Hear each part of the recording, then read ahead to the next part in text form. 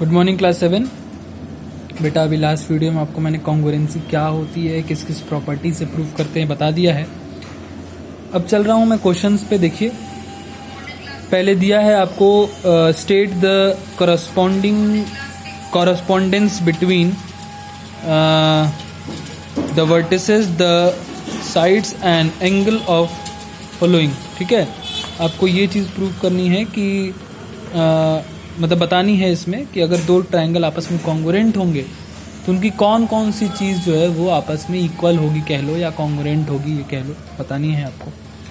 तो जैसे देखो पहला क्वेश्चन, इसके 4 पार्ट है। पहला दे रहा है कि ए बी सी अगर बता दिया है कि कॉन्ग्रुएंट है, एक triangle A B C congruent है ई एफ डी के, तो बताइए कि कौन सा वर्टिसेस किस वर्टिसेस के इक्वल या कॉन्ग्रुएंट होगा, कौन सा साइड किस साइड के इक्वल या कॉन्ग्रुएंट होगा, और कौन सा एंगल किस एंगल के इक्वल या कॉन्ग्रुएंट होगा।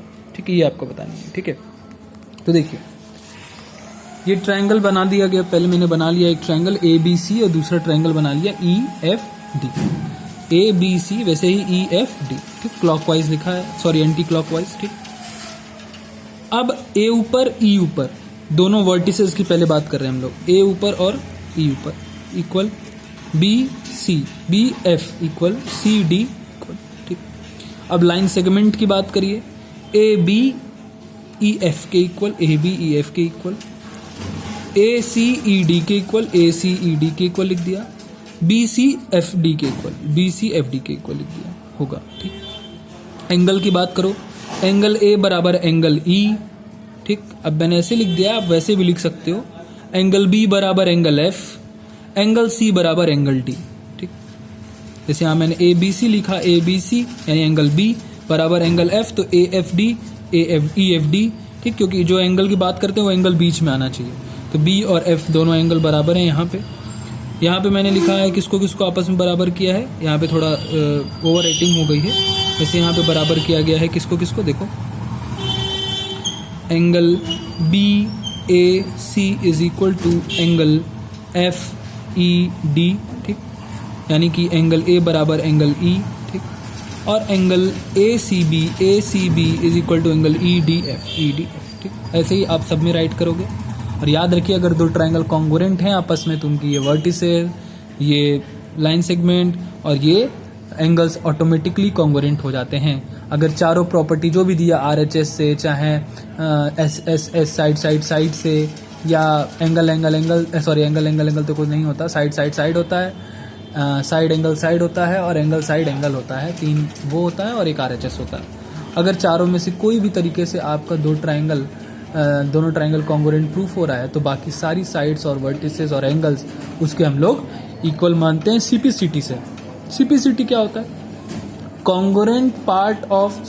Corresponding part of congruent triangle, CPCT, corresponding part of congruent triangle, CPCT. ठीक, तो इस मेथड से हम लोग क्या समझते हैं कि जो है कि क्या होता है, corresponding part of congruent triangle से हम लोग क्या समझ लेते हैं भाई कि जो है कि बाकी सारी साइड्स जो है इसकी, मतलब वो साइड भी इसकी इक्वल हो गई। ठीक है, चलिए अब देखिए क्वेश्चन 2 क्या है।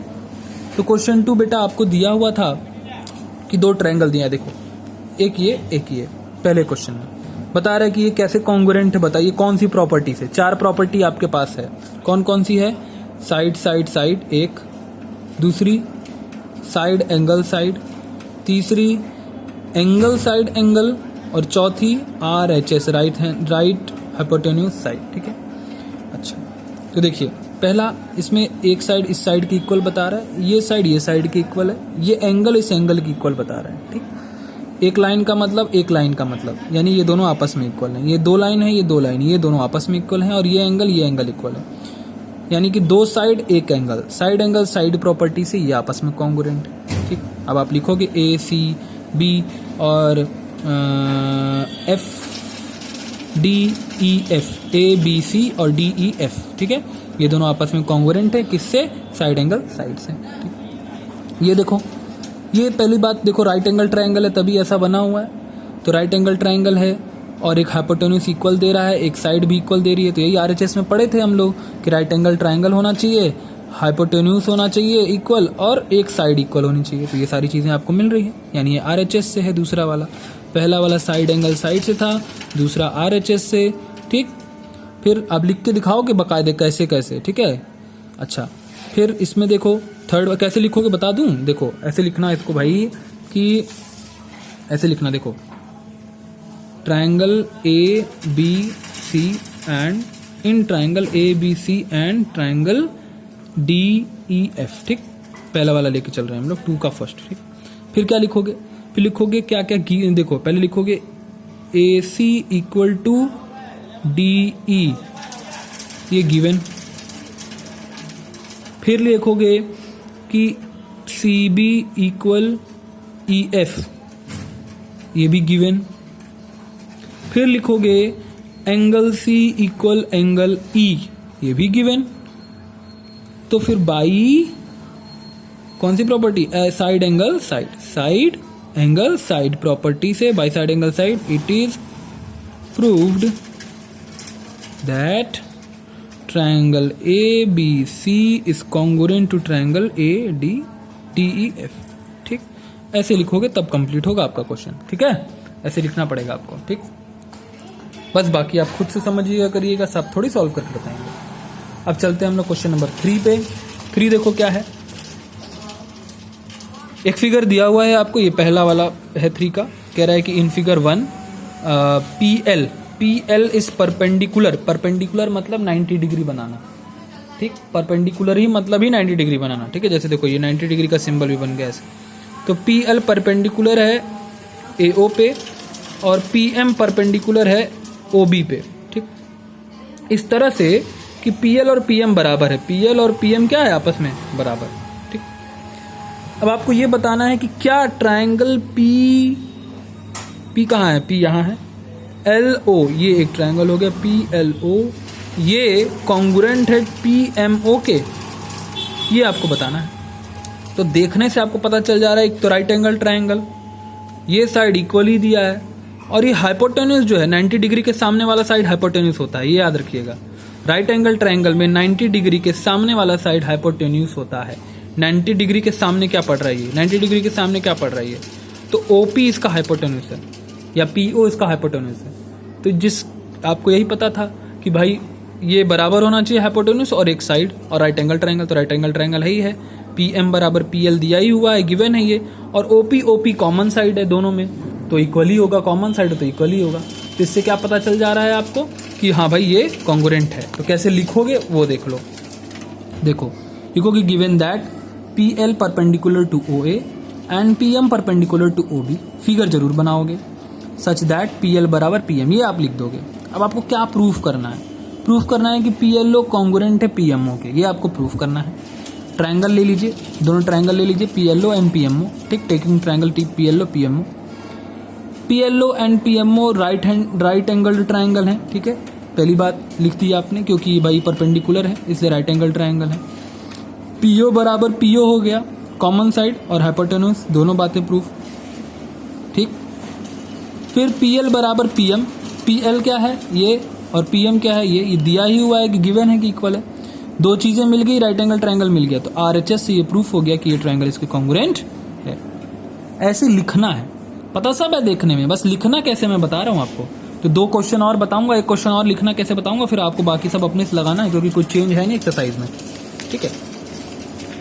अब देखिए क्वेश्चन 4, ये वाला फिगर है, AD बराबर BC बता रहा है कि AD जो है वो BC के इक्वल है, आपको बता दिया। एक चीज और बता रहा है कि AD पर पैरेलल है BC के, AD पैरेलल है BC के। पैरेलल का मतलब क्या हो गया कि ये ट्रांसवर्सल लाइन है, ठीक है। अब यहाँ पे अल्टरनेट इंटीरियर एंगल बन जाएगा, ये दोनों आपस में इक्वल होंगे और अल्टरनेट जेड बना रहे ना, देखो जेड बन रहा है ऐसे, जेड पढ़े हो ना, जेड बन रहा है, अल्टरनेट इंटीरियर एंगल है ये आपस में इक्वल हो जाएंगे, इसका ये फायदा होगा आपको। और पूछ रहा है क्या AB बराबर DC है, AB बराबर DC है। तो देखो आपको एक ट्रायंगल तो ये दिख रहा है और एक ट्रायंगल ये दिख रहा है, ABC एक ट्रायंगल और ADC दूसरा ट्रायंगल।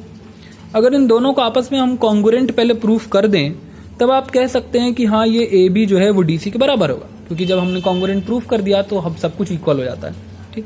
तो देखो कैसे प्रूफ करना है, पहले क्या प्रूफ करना है वो लिखो। Proof to proof AB is equal to DC, AB DC के बराबर है।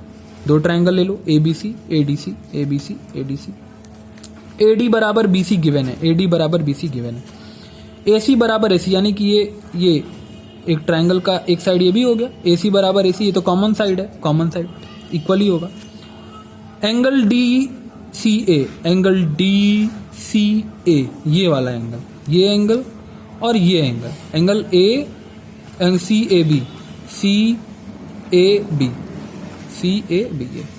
ये दोनों एंगल आपस में इक्वल होंगे। क्यों इक्वल होंगे? क्योंकि AD BC के पैरेलल है और ये अल्टरनेट इंटीरियर एंगल इसीलिए कहला रहे। ठीक, क्लियर? ये ब्रैकेट में सब लिखना जरूरी है, ब्रैकेट में सबसे ज्यादा इंपॉर्टेंट है, नहीं लिखोगे नहीं माना जाएगा। तो दो साइड और एक एंगल मिले, यानी कि by side angle side it is prove that ये ट्रायंगल्स के कॉन्ग्रुएंट है। जब ये ट्रायंगल्स के कॉन्ग्रुएंट है तो आप CPCT से, यानी कि आप कह सकते हो कि DCAB के बराबर होगा बाई CPCT। CPCT क्या बताया मैं? Corresponding part of congruent triangle, corresponding part of congruent triangle. ठीक, आप क्वेश्चन 5 to 8 आप करोगे अपने आप, बहुत सिंपल। ऐसे तो आप 10 तक सॉल्व कर सकते हो, 10th क्या पूरा ही क्वेश्चन सॉल्व कर सकते हो, फिर भी 5 to 9 दे रहा हूँ, चलो आपको 5 to 9 आप सॉल्व करिएगा, जो प्रॉब्लम फंसी की बताई जाएगी। ओके, थैंक यू क्लास, यही आपका होमवर्क है आज 5 to 9। Okay class, thank you.